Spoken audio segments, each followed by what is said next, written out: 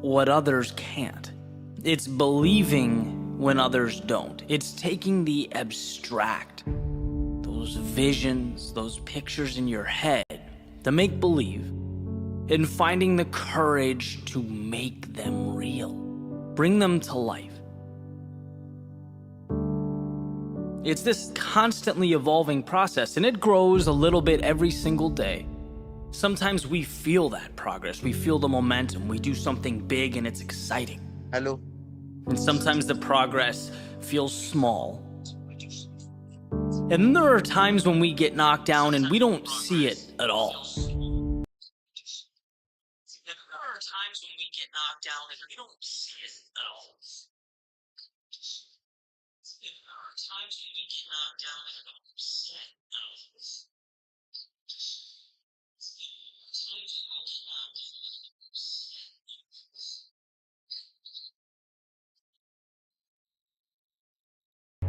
Just like that famous Dalai Lama quote, right? The only way to fail is to quit. Period.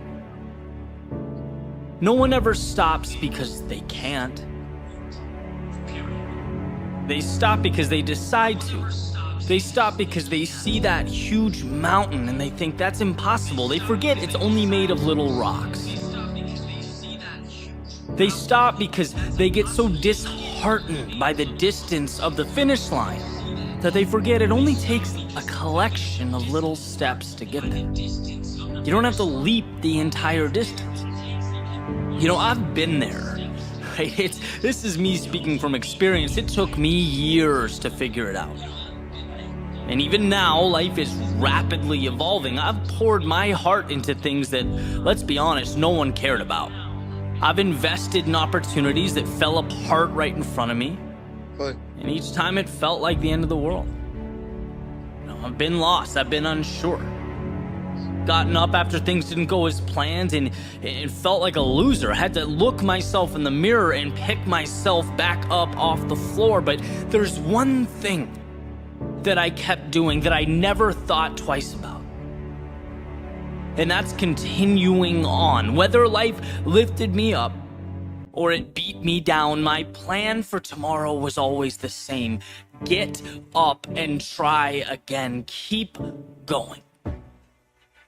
And as I sat down this morning with my pen and a piece of paper, I thought, what's the one thing I would want to be told if I started out again? What's the one thing that people need to hear most? And it's to simply keep going. Keep taking steps. Because one day the world will start to make sense. And you'll look around and you will be thankful for one thing. That when most would have stopped, you didn't. When the world said no, you said yes. There is nothing so powerful as a soul that refuses to back down. See, persistence is not an important thing or an essential thing. It's everything. So live as to see, not what can be lost, but what will be gained. Find that light in darkness, even if it's a flicker, even if it's a spark. See, every loss makes you a little tougher, and every instant of sadness uncovers something beautiful. Every moment of fear teaches you to be a little braver. Every broken heart opens the door to a new connection. Instead of doubting yourself, feeling inadequate in life's darkest moments, know that you need what you are going through. You are uncovering the little victories hidden in plain view. So when the world feels like too much and your patience is thin, be stronger than that voice in your head begging you to think small. Stand on every experience, the good and the bad. Let it elevate you to a beautiful tomorrow.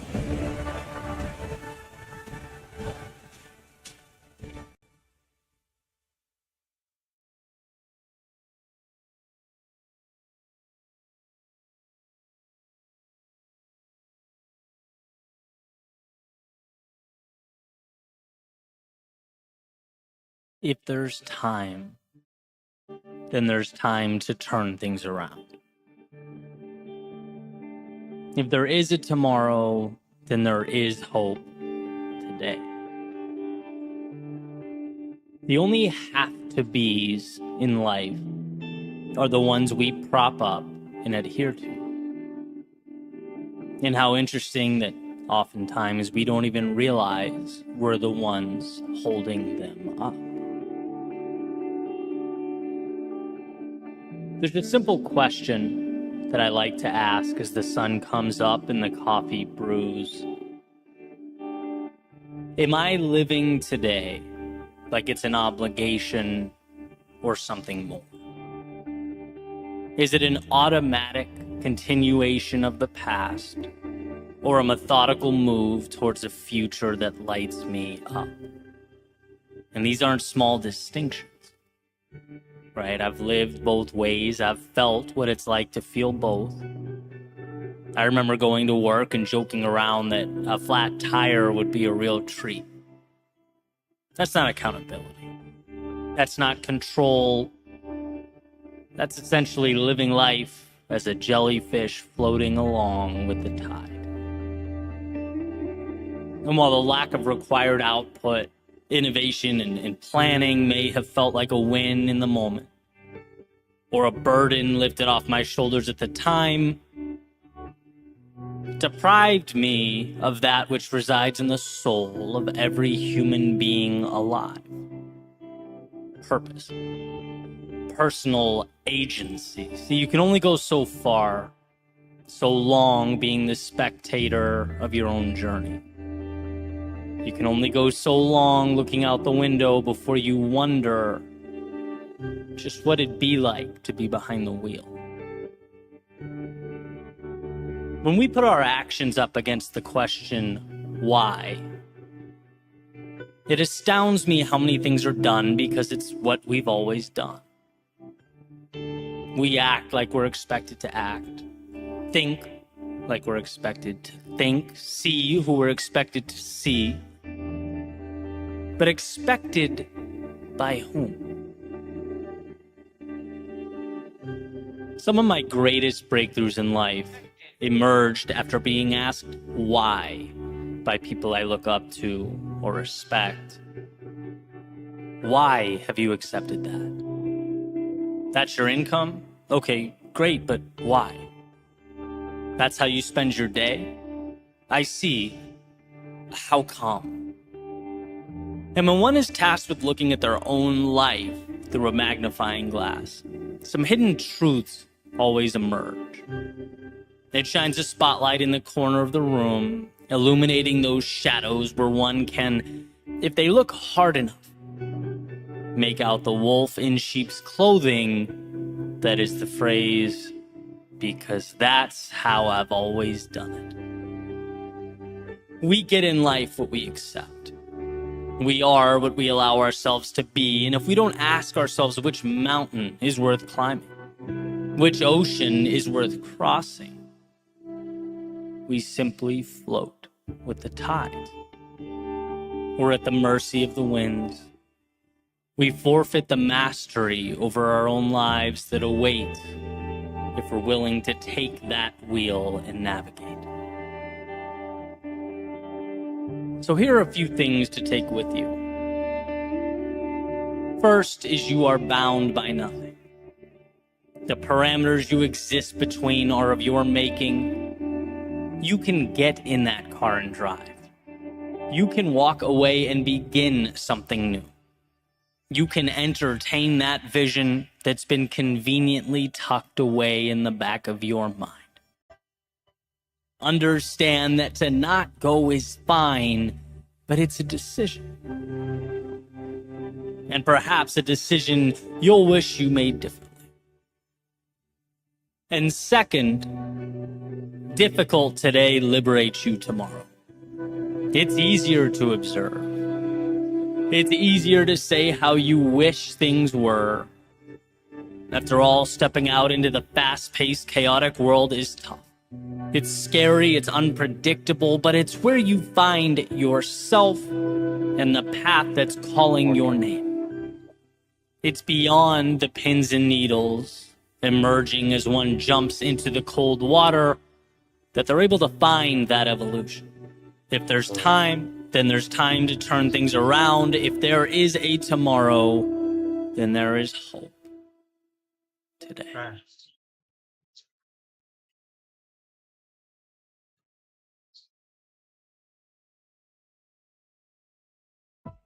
What's the difference between simple and easy? Well, simple is straightforward, uncomplicated. Easy, on the other hand, means achieved without great effort.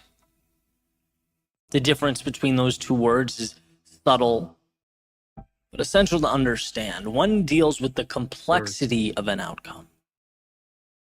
The other, your will and determination to achieve that outcome. Becoming who you most want to be is simple. But becoming who you most want to be is not easy. Just like walking is simple, yet hiking up a mountain is not easy. The procedure didn't change, the context did. So let's talk about context. Let's talk about this cyclical nature of growth, because it's not that most people can't. It's that most people won't. It's not that most people don't get how. It's that they don't have a strong enough why.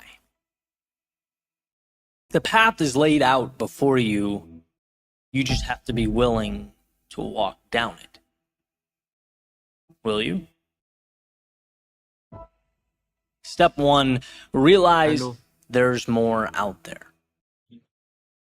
It's not that what you're doing now isn't amazing. It's just that yesterday's act of courage is now today's status quo. What was the spectacular is now the mundane. What was once the ceiling you had to jump to touch is now the floor you walk on. So at the very least, it prompts you to ask, well, what's next? Motivation. Simple. Not easy. Step 2, the acquisition of courage. Yesterday's courage was a fight. It took a lot out of you, and it's ultimately what got you here.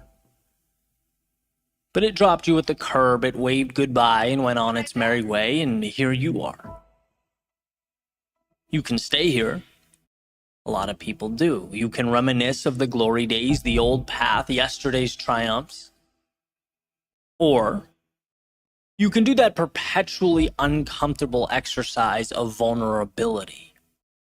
Stepping into tomorrow's unknown, reminding yourself that life's greatest rewards have a hefty price tag, and that price is discomfort. But I've already played this game, one might think. No, what you did was learn the rules. Now it's time to apply them to a new.